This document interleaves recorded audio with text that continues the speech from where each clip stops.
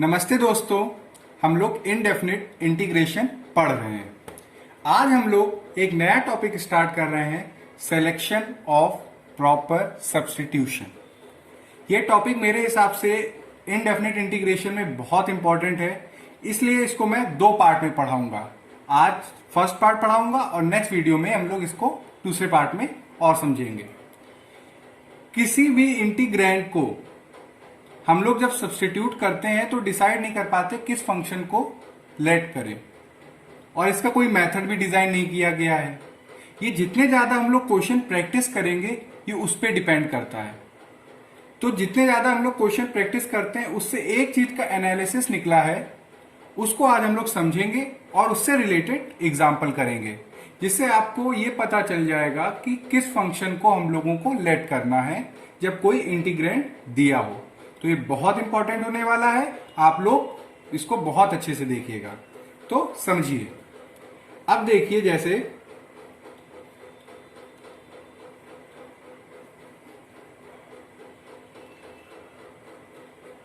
कि अगर integration sign की पावर n x dx, ये कोई इंटीग्रैंड दिया हो, n हमारा क्या है, n अगर हमारा कोई पॉजिटिव ऑड इंटीजर है, क्या है, पॉजिटिव ऑड इंटीजर, यानी कि अगर कोई साइन का फंक्शन दिया हो जिसमें जो साइन की पावर है वो कोई ऑड इंटीजर है, जैसे कि 3, 5, 7, 11, 33, कोई भी पॉजिटिव ऑड इंटीजर, तो उसके लिए हम लोग इसको कैसे सॉल्व करेंगे? उसके लिए हम लोग पुट करेंगे cos x equal to t, यानी कि एक कभी भी अगर साइन का कोई ऑड पॉजिटिव इंटीजर हो पावर में, तो हम लोग क्या करेंगे, cos x equal to t को पुट करेंगे। अभी जब हम लोग एग्जाम्पल करेंगे तो आपको ये अच्छे से समझ में आएगा। अब और देखिए, सेकेंड cos की पावर n x dx, और यहां पे भी n हमारा पॉजिटिव ऑड इंटीजर है, पॉजिटिव ऑड इंटीजर है।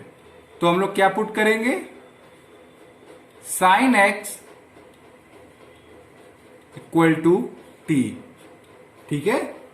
अब थर्ड देखिए आप, अगर sec की पावर n x dx है और n यहां पे अगर पॉजिटिव इवन इंटीजर है, अगर क्या है, पॉजिटिव इवन इंटीजर, तो इसके लिए हम लोग किस फंक्शन को पुट करेंगे, tan x equal to t, यानी कि जब sec की पावर जैसे 4 हो गई या 6 हो गई, 8 हो गई, 10 हो गई, तो उसके लिए हम लोग tan x को t मानेंगे। अब आप देखिए फोर्थ, अगर कोसेक की पावर n x dx है और n हमारा पॉजिटिव इवन इंटीजर है, इवन इंटीजर है, तो हम लोग पुट करेंगे cot x equal to t, ठीक है, आप समझ रहे होंगे। फिफ्थ, अगर साइन की पावर कोई भी दे दी गई है, जैसे कि p x और साथ में cos भी है, q की पावर x dx, अब इसको इंटीग्रेट करना है। इसमें अगर इन दोनों में से कोई भी एक अगर ऑड पावर है, यानी कि ऑड इंटीजर है, यानी कि मान लीजिए if p is positive odd integer, अगर इसमें जो p है वो हमारा पॉजिटिव ऑड इंटीजर निकला है, तो हम लोग cos x इक्वल को t मानेंगे। और अगर ये सी के साथ है, Q अगर हमारा पॉजिटिव, यानी कि P और Q में से जो भी ऑड निकलेगा जिस ट्रिग्नोमेट्रिक फंक्शन के साथ होगा, शायद वो साइन के साथ हो या कॉस के साथ, तो उसके लिए उल्टे में हम लोग लेंगे cos x equal to t. अगर P के साथ ऑड पावर है तो cos x equal to t, अगर cos के साथ ऑड पावर है तो देखिएगा पॉजिटिव ऑड इंटीजर। तो हम क्या कह रहे थे कि अगर cos के साथ अगर ऑड कोई पॉजिटिव इंटीजर है तो हम लोग पुट करेंगे sin x equal to t. ये है सिलेक्शन ऑफ प्रॉपर सब्स्टिट्यूशन, यानी कि अगर इस प्रकार के अगर हमारे इंटीग्रैंड होंगे तो हम किस फंक्शन को सेलेक्ट करेंगे, किस फंक्शन को सब्स्टिट्यूट करेंगे। तो ये मैंने यहां पे लिखा। एक और आपको बता देते हैं, फिर जो बाकी बचेंगे रिमेनिंग होंगे वो हम लोग नेक्स्ट वीडियो में पढ़ेंगे। तो देखिएगा, अगर कोई फंक्शन है x की पावर n माइनस वन और f के अंदर है x की पावर n dx, या आप x की पावर n ना मान के कोई भी फंक्शन हो जो फंक्शन में हमारे इनपुट की तरह जा रहा हो, नॉर्मल x की जगह नहीं, जैसे x की पावर n की जगह हम लोग sin x है या cos x है, जो हमारा दिया हो अंदर, तो जो अंदर दिया होगा हम लोग उसको लेट करेंगे। तो वी पुट x की power n equal to t. ये जो पार्ट है, ये जो 6 पॉइंट है, अभी मैं एग्जांपल करूंगा तो इससे आपको ये वाला 6 पॉइंट और क्लियर हो जाएगा। तो ये रहे हम लोगों के सिलेक्शन ऑफ प्रॉपर सब्स्टिट्यूशन। अब हम लोग इससे रिलेटेड एग्जांपल करते हैं जिससे आपको ये जो मैंने बताया वो आपको समझ में आ जाए। तो चलिए देखिए। अब जैसे क्वेश्चन दिया हुआ है, एग्जाम्पल फर्स्ट कि cosec square sine x cos x dx, ये क्वेश्चन दिया हुआ है। अब हम लोगों को इसको सॉल्व करना है। तो देखिएगा, जो मैंने 6 पॉइंट के बारे में बात करी थी, हम लोग उसका यूज करेंगे कि फंक्शन के अंदर जैसे हम लोगों का कॉस स्क्वायर साइन एक्स है, ये जो हम लोगों का फंक्शन है, इसके अंदर जो हमारा दिया होगा हम लोग उसको लेट करेंगे। तो let sine x equal to t. Sine x को हम लोग टी मानेंगे, ठीक है। अब इसको हम लोग दोनों साइड डिफरेंशिएट करते हैं। जब डिफरेंशिएट करेंगे तो ये आएगा cos x d x equal to d t. ये हम लोगों ने किया। अब आप देखिएगा, यानी कि फंक्शन के अंदर साइन एक्स की जगह कुछ भी दिया हो हम लोग उसको लेट करेंगे टी। तो यहां पे हम लोगों ने इसको लेट किया। अब देखिए, कोसेक स्क्वायर, अब साइन एक्स को हम लोग क्या माना, टी टी, और कॉस एक्स डीएक्स की जगह हम लोग क्या लिख सकते हैं, डी टी डी टी। तो अब देखिए, जो हम लोगों का इंटीग्रैंड इतना लंबा चौड़ा था वो अब छोटा सा एक फॉर्मूला और एक यूनिक इंटीग्रैंड बन गया, जिसको हम लोग बहुत आसानी से सॉल्व कर सकते हैं। तो इसको जब हम लोग सॉल्व करेंगे तो ये आएगा माइनस कॉट टी प्लस सी। अब आप यहां पे क्वेश्चन मत छोड़िएगा, जो हम लोगों का ओरिजिनल फंक्शन है जिसको हम लोगों ने लेट किया है वो वैल्यू इसमें सब्स्टिट्यूट करते हैं। तो जब ये वैल्यू हम लोग सब्स्टिट्यूट करेंगे तो आएगा माइनस कॉट, साइन था, टी हमारा क्या है, साइन एक्स, तो साइन एक्स प्लस सी, और ये रहा हम लोगों का आंसर। ये आंसर आ गया। यानी कि हम लोगों ने ये जो भी हम लोगों ने 6 पॉइंट्स पढ़े उससे हम लोगों को क्या सीखने को मिलेगा कि कोई भी फंक्शन है जो हमारे इनपुट में जा रहा है उसको हम लोग टी मानेंगे। अभी और एग्जांपल करेंगे तो आपको ये जो चीजें हैं वो बहुत अच्छे से क्लियर हो जाएंगे। अब हम लोग नेक्स्ट एग्जांपल देखते हैं कि अब अगर हमारा फंक्शन है इंटीग्रेट करने के लिए, एग्जांपल सेकेंड कि 1/x square cos square 1/x dx ये दिया हुआ है। अब हम लोगों को इसको इंटीग्रेट करना है। तो फिर से हम लोगों ने बात करी, जो हम लोगों के फंक्शन के साथ अंदर दिया होगा हम लोग उसको लेट करेंगे t। तो यहां पे 1/x हम लोग का एज अ इनपुट है, तो इसको हम लोग लेट करेंगे t। तो late 1/x equal to t। अब दोनों साइड हम लोग जब डिफ्रेंशिएट करेंगे तो ये आएगा -1/x² dx equal to dt। ये आया। अब आप देखिएगा 1/x² dx की जगह हम लोग लिख सकते हैं माइनस, ये जो माइनस है वहां चला जाएगा माइनस dt। तो माइनस हम लोग बाहर लिख लेते हैं और cos स्क्वायर के साथ जो 1/x है उसकी जगह हम लोग लिख लेंगे t। ठीक है, और ये हो गया हम लोगों का dt। अब हम लोगों का इंटीग्रैंड जो इतना लंबा चौड़ा था वो अब छोटा सा हो गया, इसको हम लोग बड़े आसानी से सॉल्व कर सकते हैं। तो देखिए हम लोगों ने ट्रिग्नोमेट्रिक आइडेंटिटीज पढ़ी हैं, उसका यूज करेंगे। 1 + cos 2t अपॉन 2 dt। ठीक है, cos स्क्वायर t को हम लोग 1 + cos 2t अपॉन 2 में इसलिए लिख रहे हैं क्योंकि हम लोगों को इसको इंटीग्रेट करने को नहीं आता, मगर इसको इंटीग्रेट करने को आता है। तो अब देखिएगा -2 जो नीचे डिनोमिनेटर में है ये कांस्टेंट है, इसको हम लोग बाहर निकाल लेंगे। तो 1/2, अब इसको इंटीग्रेट करेंगे तो ये आएगा t प्लस साइन 2t। हम लोगों ने इंटीग्रेशन बाय सब्स्टिट्यूशन जब पढ़ रहे थे तो हमने बताया था कि फंक्शन के साथ कोई भी अगर कांस्टेंट होता है तो वो डिनोमिनेटर में आ जाता है। 2 प्लस c। अब इसको हम लोग ओरिजिनल फंक्शन में लिख लेंगे जो हम लोगों का था।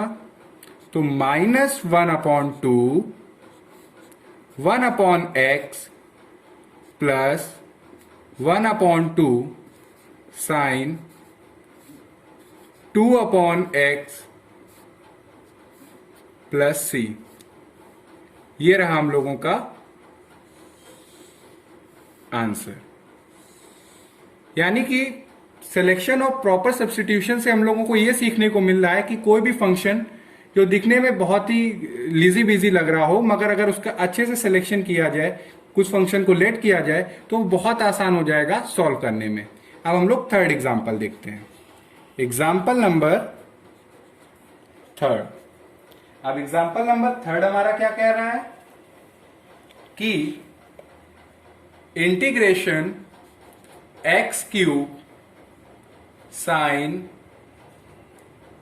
की power 4 x⁴ cos x⁴ dx, इसको हम लोगों को सॉल्व करना है।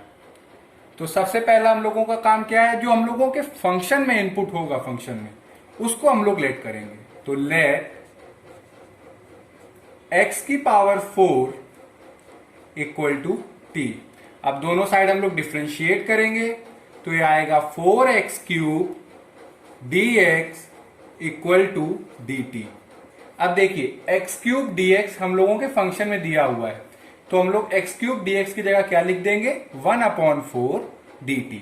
तो देखिएगा इसको, तो 1/4 कांस्टेंट है बाहर आ जाएगा, तो ये हो गया साइन की power 4 t cos t dt। अब देखिए ये हम लोगों ने किया, हम लोगों का फंक्शन साइन की power 4t cos t dt में आ गया। अभी हम लोगों ने ऊपर सिलेक्शन ऑफ प्रॉपर सब्स्टिट्यूशन में पढ़ा था कि अगर साइन की कुछ पावर दी हो, कॉस की कुछ पावर दी हो और इंटीग्रेट करना है तो किसको हम लोग सेलेक्ट करेंगे for a proper substitution.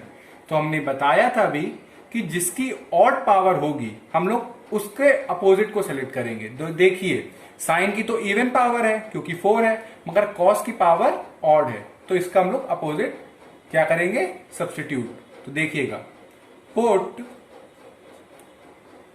Sign t equal to s।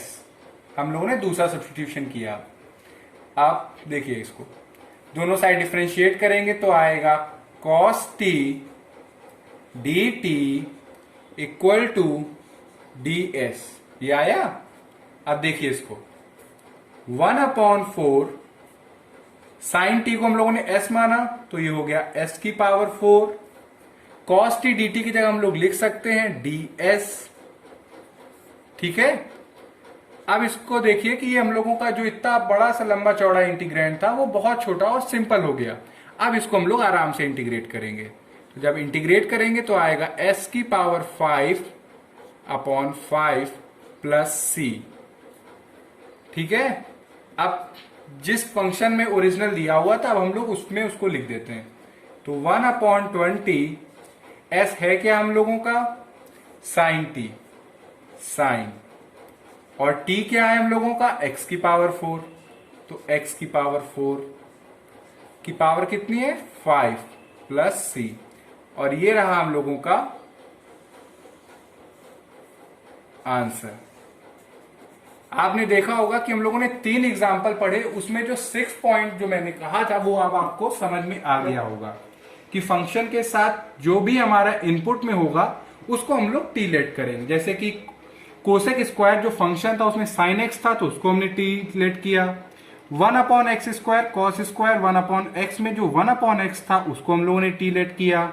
यहाँ पे x की पावर 4 था तो हमने उसको लेट किया।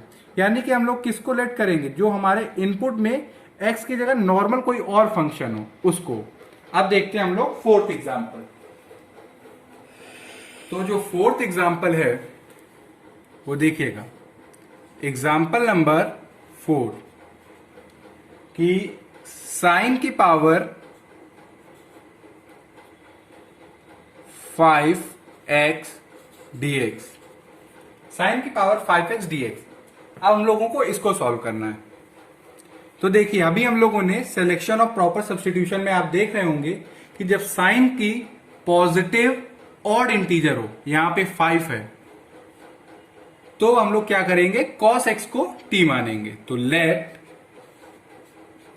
cos x equal to t। अब दोनों साइड हम लोग डिफ्रेंशिएट करेंगे तो ये आएगा minus sine x dx equal to dt। ठीक है। अब देखिए इसको, जो ये हम लोगों का फंक्शन दिया हुआ है साइन की पावर 5x dx, इसको हम लोग लिख सकते हैं साइन की पावर 4x dx, यानी साइन की पावर 4x और मल्टीप्लीकेशन में एक जो साइन हम लोगों ने निकाला है वो dx के साथ लिख देंगे। तो साइन x dx। ऐसा हम लोगों ने क्यों किया, क्योंकि साइन x dx की जगह हम लोग लिख सकते हैं dt। अब यहां पे इसमें हम लोग थोड़ा और चेंज करेंगे कि जो साइन स्क्वायर है उसकी हम लोगों को वैल्यू पता है, वो क्या होता है, 1 माइनस कॉस स्क्वायर एक्स का whole square sine x dx। यानी कि एक साइन स्क्वायर एक्स को हम लोग लिख सकते हैं 1 माइनस कॉस स्क्वायर एक्स, और जो उसकी दूसरी पावर थी, 2 पावर थी, वो हमने ऊपर लगा दी। ठीक है। अब आप यहां पे जब हमने cos x को t माना है तो ये हो गया 1 माइनस टी स्क्वायर का होल स्क्वायर, और साइन एक्स dx की जगह हम लोग लिख सकते हैं dt, और जो माइनस है वो हम लोग बाहर लिख देंगे।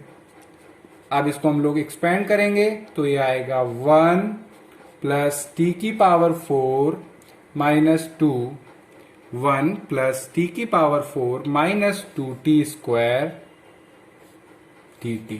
अब नॉर्मल सा इंटीग्रेंड रह गया है, इसको हम लोग इंटीग्रेट करेंगे तो ये आएगा t प्लस टी की power 5/5 minus 2/3 T cube plus c। तो आप देखिए इसको, जो ओरिजिनल फंक्शन था उसमें हम लोग वैल्यू सब्स्टिट्यूट करेंगे तो ये हो गया minus cos x plus cos की power 5x/5 minus 2/3 cos cube x plus c, और ये हम लोगों का आ गया आंसर। ठीक है। अब देखते हैं हम लोग fifth example. Example number fifth हम लोगों का क्या कह रहा है उसको समझिएगा। यहां पे लाइन ड्रॉ कर देते हैं। एग्जाम्पल नंबर 5 कि साइन की power 4x cos cube x dx, इसको हम लोगों को इंटीग्रेट करना है। तो देखिएगा, साइन की power 4x cos cube x dx, इसको इंटीग्रेट करना है। तो हमने बताया अभी कि जब दो साइन x cos x दोनों दिए हुए हों तो जो ऑड पावर जिसके ऊपर हो हम लोग उसके अपोजिट को लेट करेंगे। तो cos के साथ ऑड पावर है, हम लोग इसके अपोजिट को लेट करते हैं। तो let sine x equal to t, दोनों साइड डिफरेंशिएट करेंगे तो आएगा cos x dx equal to dt। ठीक है, अब हम लोग क्या करेंगे, जो फंक्शन दिया हुआ है उसमें साइन की पावर 4x की जगह हम लोग लिख सकते हैं t की पावर 4, क्योंकि हम लोगों ने लेट किया है। और जो एक cos x स्क्वायर x है, एक cos x निकाल लेंगे dx के साथ, तो जो बचेगा cos स्क्वायर x, यानी कि उसको हम लोग लिख सकते हैं 1 माइनस साइन स्क्वायर x, और साइन स्क्वायर x को हम लोग क्या लिख सकते हैं t, तो 1 minus T square cos x dx हो गया हम लोगों का dt। तो अब हम लोगों का फंक्शन बहुत सिंपल हो गया। तो ये हो गया t की पावर 4 माइनस t की पावर 6 dt। अब इसको प्रॉपर इंटीग्रेट करेंगे तो आएगा t की पावर 5 अपॉन 5 माइनस t की पावर 7 अपॉन 7 प्लस c। अब जो हम लोगों का ओरिजिनल फंक्शन है उसमें जब हम लोग लिखेंगे तो ये हो गया साइन की power 5x upon 5 minus sine की power 7x upon 7 plus c, और ये आ गया हम लोगों का आंसर। ठीक है,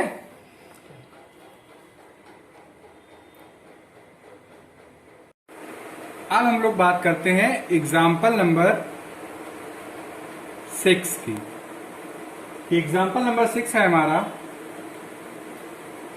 सेक की power 4x upon root 10x dx, ये दिया हुआ है। इसको हम लोगों को सॉल्व करना है। तो अभी हम लोगों ने पढ़ा था कि सेक की अगर इवन पावर हो तो हम लोग क्या लेट करेंगे, 10x इक्वल टू टी। तो let 10x equal to t, दोनों साइड डिफरेंशिएट करेंगे तो आएगा sec square x dx equal to dt। ठीक है, अगर कभी भी किसी भी इंटीग्रैंड में सेक की इवन पावर आ जाए तो हम लोग क्या लेट करेंगे, 10x को t मानेंगे। तो ठीक है, तो अब देखिए इसको हम लोग इसको सेक स्क्वायर एक्स एक में लिखेंगे और सेक स्क्वायर एक्स 2 में लिखेंगे। तो सेक स्क्वायर एक्स होता क्या है, 1 प्लस 10 स्क्वायर एक्स, तो सीधे हम लोग वही लिखते हैं 1 plus 10 square x into sec square x upon 1 plus 10x dx। अब हम लोगों को सारे एलिमेंट पता है, सारा इंग्रेडिएंट है, तो हम लोग इसका यूज करने वाले। तो 1 प्लस 10 स्क्वायर की जगह हम लोग लिख सकते हैं t square, sec square x dx की जगह लिख सकते हैं हम लोग dt, और ये हो गया रूट टी, जिसको हम लोग और अच्छे से अगर जब सॉल्व करेंगे तो ये आ गया t की पावर -1/2 प्लस t की पावर 2 में -1/2 करेंगे तो 4 माइनस 1 3/2 dt, ये आया। अब ये हम लोगों का नॉर्मल सा इंटीग्रेशन बन गया, जिसको जब हम लोग सॉल्व करेंगे तो आएगा 2 रूट टी प्लस t की पावर 5/2 5 नीचे 2 ऊपर 2/5 प्लस c। अब जो ओरिजिनल फंक्शन था जिसको हम लोगों ने लेट किया था वो सब्स्टिट्यूट कर देंगे। तो 2√10x प्लस 2/5 10x 5 की पावर 5/2 प्लस c, और ये आ गया हम लोगों का आंसर। यानी कि जब भी सेक की इवन पावर हो तो हम लोग 10x को सब्स्टिट्यूट करेंगे। अब आते हैं हम लोग नेक्स्ट एग्जाम्पल पे, जो कि है एग्जाम्पल नंबर 7। ये क्या कह रहा है, कोसेक की पावर 6x dx। अभी हम लोगों ने बात करी इस पे भी कि जब भी कोसेक की इवन पावर हो तो हम लोग कॉट एक्स को t मानेंगे। तो देखिएगा, let cot x equal to t, दोनों साइड डिफरेंशिएट करेंगे तो आएगा minus cosec square x d x equal to d t. ठीक है, अब ये जो हम लोगों का इंटीग्रैंड है इसको हम लोग लिख सकते हैं कोसेक की power 4x cosec square x dx। ठीक है, अब ऐसा हम लोग क्यों लिख रहे हैं वो अभी आपको समझ में आ जाएगा। एक कोसेक स्क्वायर एक्स को हम लोग क्या लिख सकते हैं, 1 प्लस कॉट स्क्वायर एक्स, और जो दो पावर बच गई है वो ऊपर लगा देंगे हम लोग, कोसेक की पावर 2x dx। अब आप देखिए, कॉट एक्स को हम लोग ने t माना है तो हम लोग इसको t मानेंगे। तो ये हो गया 1 प्लस टी स्क्वायर का whole square, cosec square x dx की जगह हम लोग लिख सकते हैं dt, और जो माइनस है वो बाहर। अब इसको एक्सपेंड करेंगे तो ये हो गया 1 प्लस टी की पावर 4 प्लस 2t स्क्वायर। अभी हम लोगों का बहुत ही सिंपल इंटीग्रेशन बन गया है। इसको जब सॉल्व करेंगे तो आएगा माइनस टी प्लस टी की power 5 upon 5 plus 2t³ upon 3 plus c। अब जो ओरिजिनल फंक्शन है उसको लिख देंगे तो minus cot x plus cot की power 5x upon 5 plus 2 upon 3 cot cube x plus c। ये आ गया हम लोगों का आंसर। ये आ गया आंसर।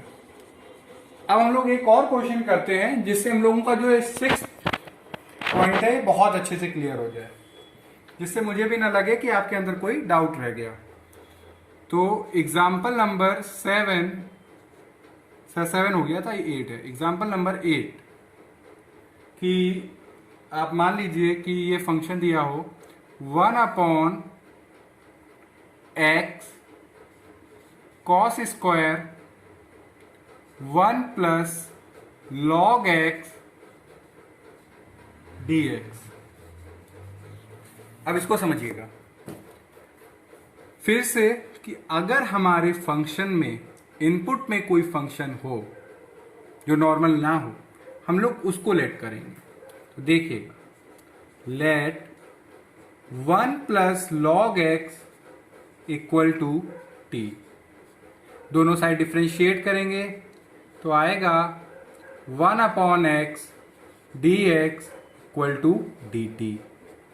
ठीक है, अब आप देखिए जो x हमारा डिनोमिनेटर में है तो कैसे लिख सकते हैं, 1 अपॉन एक्स, रुकिए हम आपको लिख के दिखाते हैं। Cos square 1 plus log x को हमने t माना, और जो 1 अपॉन एक्स इसके साथ आएगा 1 अपॉन एक्स डी एक्स, उसकी जगह हम लोगों का आ गया डी टी। ठीक है, तो अब इसको लिख सकते हैं sec square t d t, जो कि इसको इंटीग्रेट करना बहुत आसान है। तो ये हो गया 10 t प्लस सी। इसको जब हम लोग ओरिजिनल फंक्शन में लिखेंगे तो 10 1 प्लस लॉग एक्स प्लस सी, और ये आ गया हम लोगों का आंसर। तो हम लोगों ने इन 8 एग्जाम्पल से कैसे सेलेक्ट करते हैं, किस फंक्शन को लेट करते हैं, वो सीखा। अब नेक्स्ट वीडियो में और थोड़े से फंक्शनों के बारे में हम लोग डिस्कस करेंगे और इस टॉपिक को एंड करेंगे। तब तक के लिए अगर आपको इसमें कहीं पे भी कोई डाउट हो तो आप कमेंट सेक्शन में लिख के बताइएगा। आई होप कि आपको समझ में आ गया होगा। Thank you.